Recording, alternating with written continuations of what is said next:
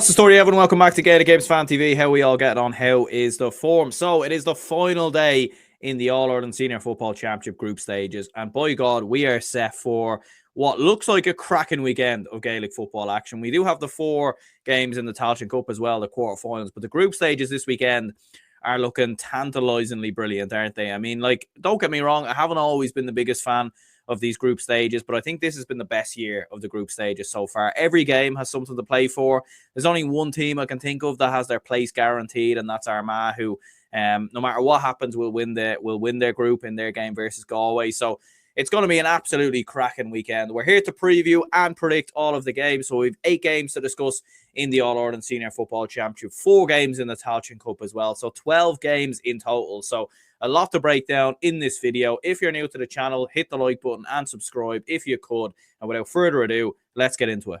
So let's start with Group 1, and we'll remind ourselves of how the group table looks. So we've got Donegal, Mayo, Tyrone and Cavan all level with 2 points. Donegal are on top on score difference. Just a reminder for some people, if 2 teams finish level on the same amount of points, it will go down to the head-to-head record between those 2 counties. But if more than 2 teams finish on the same amount of points, it goes down to score difference. So that's why Donegal are on top here and Cavan are down the bottom. But of course, after this weekend's results, then it could very well all change. Let's start off with Tyrone versus Cavan taking place in Brewster Park. Of course, all these games are in neutral venues this weekend. And look, I mean, absolutely mental what happened, obviously, the last weekend with Tyrone. Both of these coming in on the back of a defeat. Tyrone losing to Mayo in a big surprise. Cavan coming in on the back of a heavy defeat to Donegal. Look, I think there is a world where Cavan still go through. I think Cavan will be keeping a very close eye on Donegal Mayo and hoping that Donegal can do them a favour after giving them an absolute ass-whooping there a couple of weeks ago. For Tyrone, though, I just can't imagine them losing this game, to be honest with you. For Tyrone to go and beat Donegal and then lose to Mayo and Cavan, and then get knocked out of the championship, it would be absolutely crazy, bizarre, mental, and I just couldn't see a world where that actually happens. I think Tyrone have got far too much quality for this Cavan side from 1 to 15, and I still think they are All-Ireland contenders. Look, if they lose this game and they go out of the championship, then by all accounts they deserve to go out, because to lose to both Cavan and Mayo, it would be a bit of a travesty for this Tyrone team. And I think there'll be massive question marks over Malachy O'Rourke, but I don't see it happening. I think they will be far too strong with their forwards, with their midfield power. I think Michael McKernan's been phenomenal this season. Some of the newer players that have come into the side as well have the likes of Peter Hart, who can come off the bench and make a difference.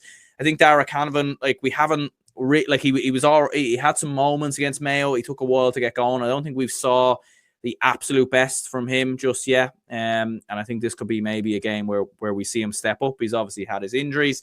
And I think for Cavan to lose by 19 points to Donegal, they had one job there. Fair enough, by all accounts, to lose the game, but to lose by 19 points, I just don't see a way they can turn this around. And look, as I said, if Donegal beat Mayo, Cavan will have the head-to-head. So I think they still, in my opinion, I do think Donegal will beat Mayo as well. So I still think Cavan will go through. But I think Tyrone will be far too strong here, and I'm going to go with a 6-point win. We then have Donegal versus Mayo taking place in Dr. Hyde Park in Roscommon. And look, as I was saying, Donegal, I do fancy them to win this game versus Mayo, to be honest with you. I think they will be far too strong. For Mayo, finding the consistency has obviously been the big thing for Mayo. And look, it will be interesting to see. Look, obviously they've Stephen Rochford there now as manager. And obviously the circumstances that's come up have not been ideal, but it did feel like Mayo were just a little bit more refreshed against against Tyrone in that game. They had a little bit more of a spark about them, younger players coming in. So I fully expect Mayo to give Donegal a game here. Don't think it'll be a walk in the park. But I think Donegal, for the work that they've put in under Jim McGuinness, for how good they've looked this year, I think for them to lose this game, potentially go out as well, would be a little bit crazy. But it does feel like Donegal are the side least likely to get knocked out of the championship this weekend, because you couldn't really imagine a world where Cavan beat Tyrone and Donegal lose. And I think for Donegal, look, they had that off day versus Tyrone. I think there was always going to be an off day in these groups, given the fact that they've been so good throughout Ulster, and they could afford to lose one game. But I think their foil power in Michael Murphy and Patrick McBrearty or Oisin Gallen, whichever one of those 2 starts, Kieran Thompson, Michael Langan, Donegal will be too good in this game, in my opinion. So I'm going to go with a 3-point win. Moving on to Group 2 then, and let's start by looking at the group. So as we can see, Kerry are on top with 4 points. Meath are second with 3 points. Roscommon third and Cork are in fourth. Starting off with Kerry versus Meath, taking place in Tullamore, which will absolutely suit Meath down to the ground. It definitely seems to be a bit of a further distance to travel for Kerry.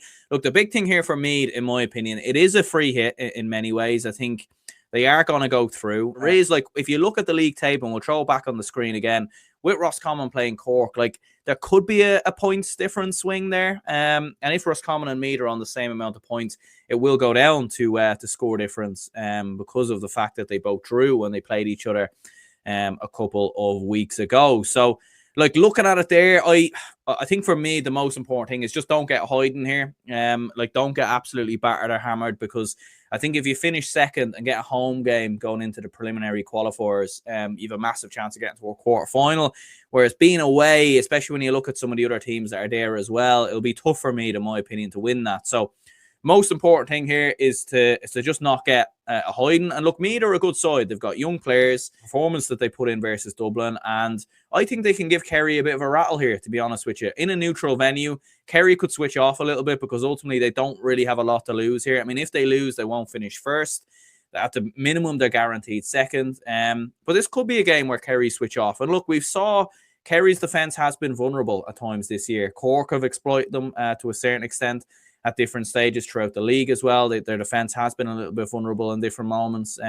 Paddy Clifford looks likely to be injured as well. So there is a chance there for me, but I think Kerry's quality in attack should be too strong.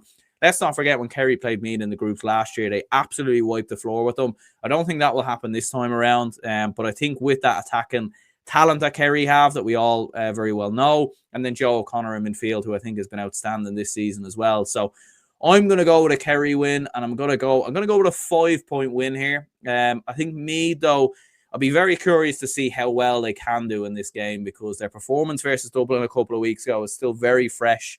A couple of months ago now is still very fresh in my memory.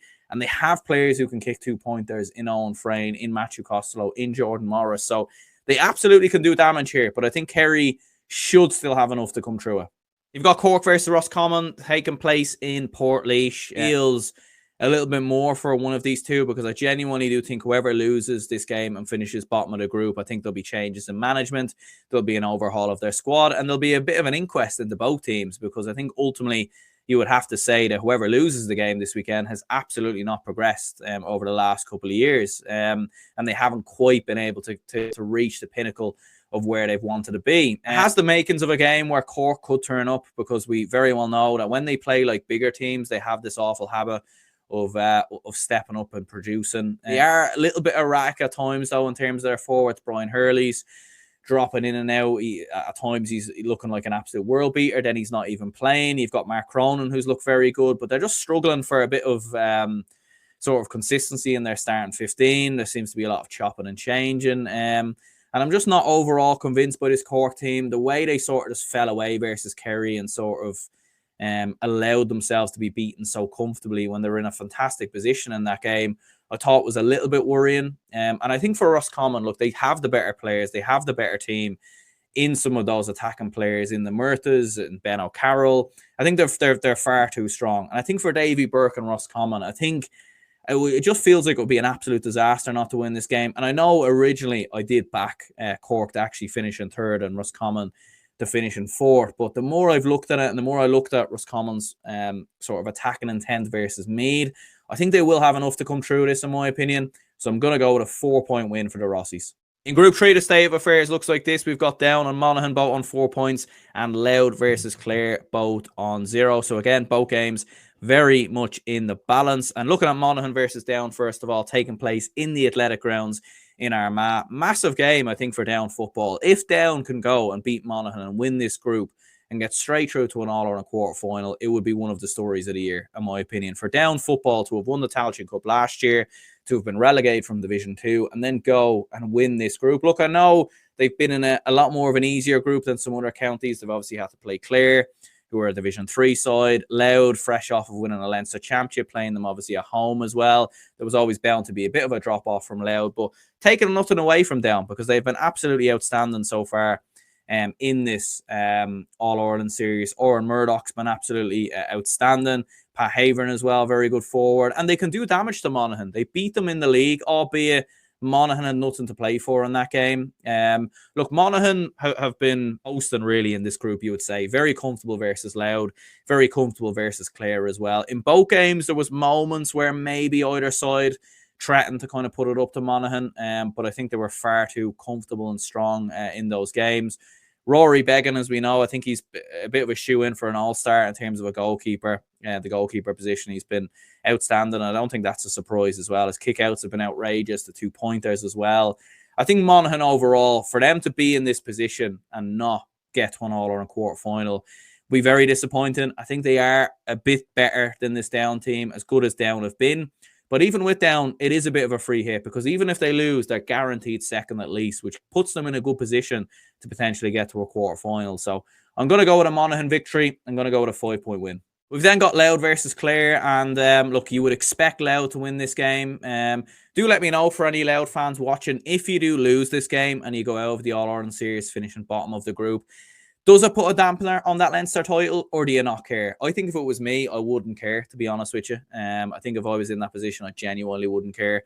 Obviously, I haven't really ever been in that position, but I remember when Dublin won the Leinster title in hurling in 2013, and although we lost the All-Ireland semi-final, I didn't really care that much. I mean, it hurt a little bit, but at the same time, we had such an unbelievable year. And I feel like maybe it's a little bit similar here with the Louth footballers. In saying that, though, while you have the players that you have, while you have Jared Brennan and this management team and everything's kind of going good for Louth, you want to strike while the iron is hot, in my opinion. And I think playing a Clare side who do look very low on confidence, don't look like they belong at this level, in all honesty, as we've said before, Louth should be far too strong. And I think they will be as well. I think they'll win this game, and I think it will be fairly comfortable. I'm going to go with a 6-point win. Moving on to the state of affairs in Group 4 then. So we've got Armagh, who are already qualified, the only team who are guaranteed to be in the quarterfinals at this moment in time. And regardless of what happens, they'll be guaranteed to be in the quarterfinals. So they're on top of 4 points. Dublin are second with 2 points, and Galway and Derry are both level with a point. There is a lot of unusual scenarios that potentially could happen this weekend. I mean, Dublin could draw the game and still finish second. Galway could draw their game versus Armagh and actually qualify without winning a game in this group, and the same could potentially happen to Derry as well. So there's a lot of kind of different formalities. Look, let's discuss Dublin versus Derry first of all, taking place in Newry. Look, for Dublin football, I think to lose this game and go out of the All-Ireland series, which, look, it does worry me and concern me a little bit, because I do have a feeling Galway will win this weekend, because Armagh have essentially nothing to play for, and I think they might rotate a little bit. And I think to lose this game, it does worry me, because Derry have looked very good the last couple of weeks. They haven't won a game in 2025, bizarrely, but they played very well versus Galway. Conor Glass looks back to his best form. Brendan Rodgers, Paul Cassidy, Kieran McFall, a lot of seriously good footballers in Derry. And look, they've beaten us in the past in the league final last year. They're certainly a team who can cause us problems. And in Newry as well, outside Croke Park, where Dublin have struggled in the majority of the games that they've played outside Croke Park this year. The only games we've actually won outside Croke Park have been Wicklow and that game versus Galway. So Con O'Callaghan looks likely to be missing again for this game, which is going to be a huge loss. Look, you're relying on key players, Cormac Costello, Kieran Kilkenny, two players that I think if they aren't at their best, then Dublin could be in a spot of bother, in my opinion. Shooting was very, very poor versus Armagh, and needs to be a lot better in this game. Look, I'm going to back us to get over the line. I think we'll do enough. I think our ability to come through these type of games over the years should stand to us. I know more often than not we've been losing these type of games, but like when the goings got tough, when it's gone down the home stretch, Derry haven't been able to get over the line this year, and I think it's going to stay that way. I think Dublin will edge it. I'm going to go with a 2-point win for the Dubs, but I am nervous about this, and you know, it's kind of funny. I'm going to be in Liverpool on Saturday, and you know, a weekend away, and I'm just hoping, please, Dublin, don't ruin this fucking weekend and get knocked out of the championship. Come on. Galway versus Armagh taking place in Cavan. Yeah, it's a bit of a strange one, this. Like, obviously, Armagh are already through. Like, do let me know as well. I was kind of thinking, like, is it fair if Armagh rest their players and take their complete eye off the ball? Like, is it fair on both Dublin and Derry that Armagh can do that? Do you know what I mean? I feel like it ruins the integrity a little bit. Look, will Armagh actually do that? I don't know. I just have a feeling that they probably will rotate a little bit, because ultimately, you know, you're going to have tough games coming up in the quarterfinals. They've played a lot of tough games this year, Armagh. They certainly haven't had it easy. So I think, look, there could be a little bit of resting and rotation there for Armagh. And I think for Galway, like, especially for Galway football, for what the work that Pádraig Joyce has put in over the last couple of years, getting to 2 All-Ireland finals, winning multiple Connacht finals on the bounce, to go out of this group will be a massive, massive setback. Look, at times, like, it feels like when Shane Walsh plays, they're over-reliant on them. But sometimes when he doesn't play, this year they've actually looked better without him, bizarrely. But look, you're looking at other lads like Robert Finnerty, Matthew Tierney, Paul Conroy. They need their big players to step up. I think with it being a do-or-die situation, Galway will find a way to deliver. They will be absolutely motivated by this game as well. They don't want another championship season going out losing to Armagh. I'm going to back Galway to come through it. I think they will have enough to win this game, taking place in Breffni Park in Cavan, which maybe does suit Armagh a little bit more, but I'm going to say Galway have enough here. Galway to win by 3 points. Let's then discuss the 2025 Tailteann Cup quarterfinals. So we've got Fermanagh versus Sligo, Wicklow versus Westmeath, Kildare versus Offaly, and Limerick versus Wexford. The first thing I'm going to say here, by the way, is what on earth is going on with the schedule of GA games on TV? Like, who organises this? Who looks after this? Who's in charge of this? Because, like, it's just an absolute disgrace, in my opinion. Like, Kildare versus Offaly, like, who in their right mind would decide that Wicklow versus Westmeath and Limerick versus Wexford should be the 2 games that are shown on TV? And look, I don't want to take anything away from those counties. I think it's great exposure for the likes of Wicklow. Limerick have obviously had a very good season. And to be fair, I think Limerick-Wexford actually is an interesting game and certainly is one worth watching, in my opinion. But Kildare and Offaly are the top 2 teams. Like, if we're looking at the rankings of the National Football League, both were promoted obviously from Division 3.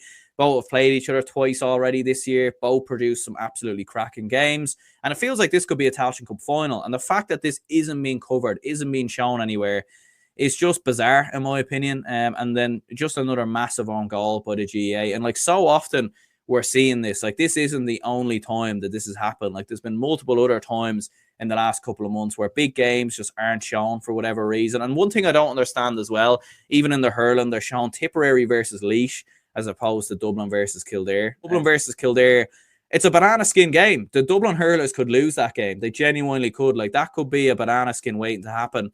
Tipperary versus Laois will be over at half time. Like, that's going to be an absolute walk in the park. So the fact that these games aren't being shown, and I understand there's only a certain amount of games that can be shown. There's obviously a lot of games taking place this weekend, 12 games, so you can't show all of them. I do understand that.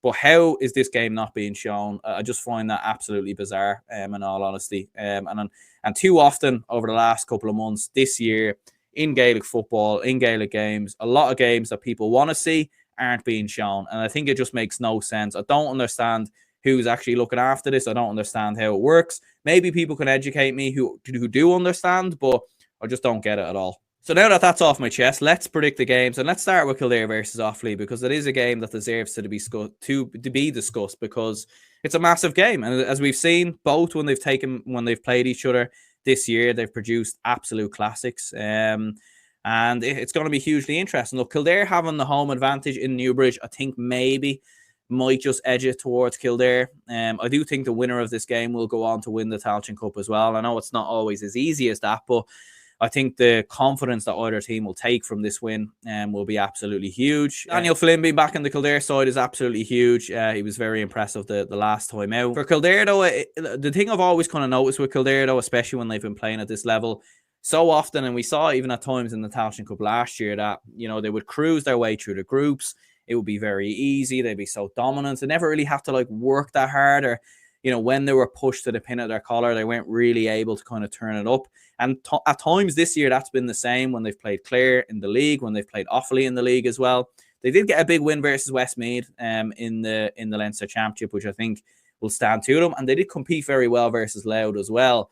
Look, Offaly under Mickey Hart, since he's come in, obviously, with the joint managerial pairing, they've kicked on and they absolutely have improved. And with some of the younger lads as well, and Jack Bryant and Keith O'Neill. They have players who can kick 2-pointers, and it's just going to be a brilliant, brilliant game, an absolute spectacle. I'm going to say that Kildare edge it, and I'm going to say they win it by a point, but after extra time. And this is a game that could go the distance. We could even be seeing a penalty shootout here as well, in my opinion, because there's so very little between both of these. But the idea of Offaly beating Kildare 3 times in 1 year, I just think Kildare will have learned from those defeats. And I think it's the type of thing that they'll turn up when it matters the most. I think as well for Brian Flanagan, it would be a bit of a setback to lose this game. Ultimately, it'd be hard to say that Kildare football has progressed this season. Ultimately, they got promoted, and that was a huge thing. But having lost to Division 4 or Division 3 final and then losing this game as well, there just would be a little bit of negativity around Kildare football. Maybe not as much as last year, but certainly still a little bit there. But I'm going to say they do it, and they win it by a point. You've got Fermanagh versus Sligo as well, which I think would have been another very fascinating game. And I think this is a game also as well that's, I think Fermanagh versus Sligo and Kildare versus Offaly would have been the 2 games you would have picked, in my opinion, personally. But it's two teams very, very even, especially when you look at in the league. You look at meetings over the last couple of years as well.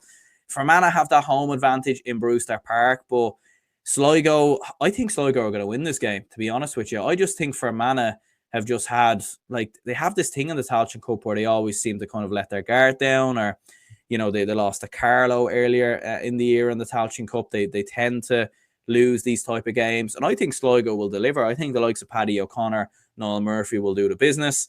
Although Sligo lost in the game versus Kildare a couple of weeks ago, it was a bit of a hammering. They obviously bounced back with a big win versus Carlow. And Sligo, look, they got to the semi-finals of the Tailteann Cup last year, so I think they'll have enough to win this. So I'm going to go with a 3-point win. Limerick versus Wexford is interesting as well, and this is such a hard one to call. And I am glad this is on GA Plus, and we will be able to watch this one in fairness. But yeah, this is a hard one to call, isn't it? Because you look at the Division 4 final, and Limerick came through that. Wexford have been a bit, they were outstanding throughout the league campaign up until that league final. Their form has stuttered a little bit since then, but very, very impressive the last time out versus Antrim. Sean Nolan in good form. Ben Brosnan still flying the flag as well, which is incredible to see, in fairness, after all these years. Limerick being at home, though, and Limerick are going under the radar. They're getting big wins. They're beating Westmeath. They've kind of beaten everything that's been in front of them this year. You couldn't have asked for a better year for Limerick, in my opinion, to have won their Tailteann Cup group, to have won the Division 4 title. Ian Corbett's obviously back in the side. Danny Neville's very good as well. I'm going to back Limerick. I think Limerick will have enough to come through it again. I'm going to go with a 2-point win. And Wicklow versus Westmeath feels like a game that should be a bit one-sided for Westmeath. However, in saying that, Wicklow did beat Westmeath in the Leinster Championship last year, so we can't forget that, and we can't brush that to one side. And Oisin McConville, to be fair, has been able in a lot of these games just to be able to get a bit more of a grind out of Wicklow. And didn't they beat, or was it they beat Laois a couple of weeks ago as well? So it's not inconceivable. But I think looking at how dominant Westmeath were in that win versus Laois, I think they should be too strong and should get over the line here. Luke Loughlin's been in very good form this year as well. Ronan Wallace, Sam McCartan. So I think Westmeath should have enough here. I'll go with a 5-point win. But anyway, lads, that's going to be the end of the video. Do let me know your predictions in the comments down below. Let me know your thoughts ahead of this weekend's All-Ireland Senior Football Championship and this weekend's Tailteann Cup games as well. Plenty of big games. Looking forward to watching the games that I can. Obviously, I'm away at the weekend, but I'll certainly be watching the Dublin game and as many games as I can. And if not, I'll certainly come back and watch them at a later point. But let me know your thoughts, your opinions, your predictions in the comments down below. And until the next one, speak to you all later.